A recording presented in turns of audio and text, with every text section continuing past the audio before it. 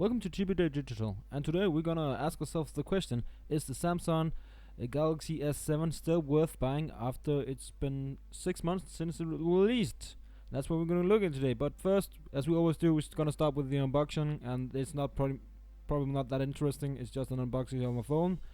So what do you get when you buy this phone? It's basically anything else you get when you buy a phone. First of all, we get this small device, so we could put two phones together. This is pretty neat. I haven't seen that quite a lot.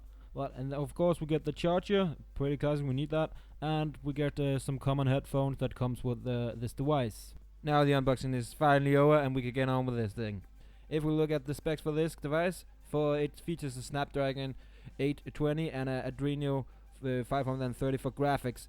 That's quite powerful, as this is the flagship of right now from Samsung. And what it really translates to in the end of the day is that it's super quick and everything launches really fast, and I never felt like I needed any more speed or any more performance on this device so far. I even did some gaming on this thing and it felt real smooth, so I don't see any problems with the performance whatsoever. Of course the device can become hot if you play for an extended period of time, but for me it was never a problem, but it got pretty hot, so that's one thing to take care of. Now for the screen of this device. The screen size of this device is 5.5 inches, so it's quite a large phone, and we have a resolution of 1440p. And of course, to back that up, we have a battery of 3600 milliamps. That's quite a large battery, and I'm going to talk about that a bit later. But first, let's take a look at the screen.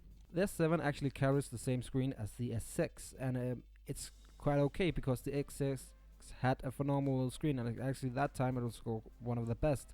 So Samsung went the approach, don't fix anything that's not broken, and they did that, and this screen is really good. The viewing angles of the screen is really good, and also one of the more important things I think is when you stand outside in direct sunlight on your phone, you're still able to see what's on your device. Sometimes of course you have to crank up the brightness, but that's what to be expected, to be able to see something, but it's a lot better compared to a lot of other phones on the market.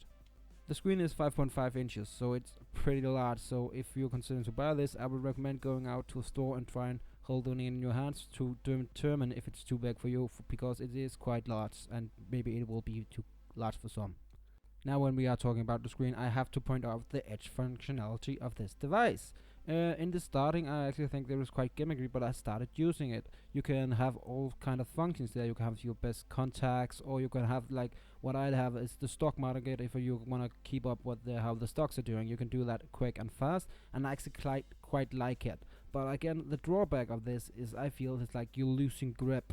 Like I would have loved to see a bit more grip. So actually the edge, I think it's a big gimmick, and I could totally live without it, but it looks cool. But if they had this phone, the 5.5 inch phone without the edge, I would probably have bought that instead, because I like to have a bit more solid grip instead, because I have touched the edge side and it registered on the phone when I was supposed to, when I was just grabbing it. So it can get a bit annoying, but it didn't happen that often, and for me it's okay, but again, that's up to the individual. Now, one thing that's very important for me when we're talking about mobile phones is the battery. And as I mentioned earlier, this device has an 3600 milliamp battery, so it's quite huge. So what is the battery life of this device, and what can you expect when you go buy and use it for daily use? For me, if I go out the door with 100% battery and use it just for calls and texts, nothing fancy, maybe a little bit of music on the transport to and from work, I can go home and be home and still have 30% of battery, maybe 40. That depends on how much I've been using it. But this device is fully solid when we comes to battery life. I still have to charge this device every second day or maybe every day, but the device features quick charge on the charger, and I can't tell you how much it means. It's like you plug it in and it takes 15 minutes and you get 30% more battery. So it's real fast, and I actually thought it was quite game-moving, like, oh, I still have to put it to charger, but I can do it in seconds, and I will have a full battery charge left after it, so it all means a lot. It also features, well, it's charging, so if you don't want to plug it in, you can always use that instead. Also, the phone features the always on display, and it's actually quite good. It doesn't take that much battery, but again, 10%, so I think that's pretty much. Also, it only shows the clock, and it can show you messages, notifications, anything like that. And I think that could have been improved on this phone. Another thing that people never mention when we talk about Samsung devices is something called SideSync, and I made a small video here, and you can click on the screen or check in. I'm gonna leave a link down in the description, but it's something that's the reason why I bought a Samsung phone and not another device. So pause the video, check that out, and come back here. So now, for time to answer the question, is this phone still worth buying even though it's 6 months old? And the answer is yes. Of right now, in August, this phone is amongst the best that's out there, no doubt about it. The battery is great, the screen is great, the performance is great, and really helps you do all your daily tasks. And that's what counts in the end of the day, is that you're using it without any annoyances, and it's not hindering your performance during your normal workday or anything like that. So in that regard, yes, this phone is still worth buying. And actually at this point, it sets the bar, to me, it sets the bar of what a smartphone should be. And I see it's hard to improve. Of course, you can always make the battery life better, and I will love that because it's so important to me. But I'm really looking forward to see what other companies can do to compete with this phone, because to me, this is a clear winner of one of the best phones, and it really sets a high standard for what a phone can be.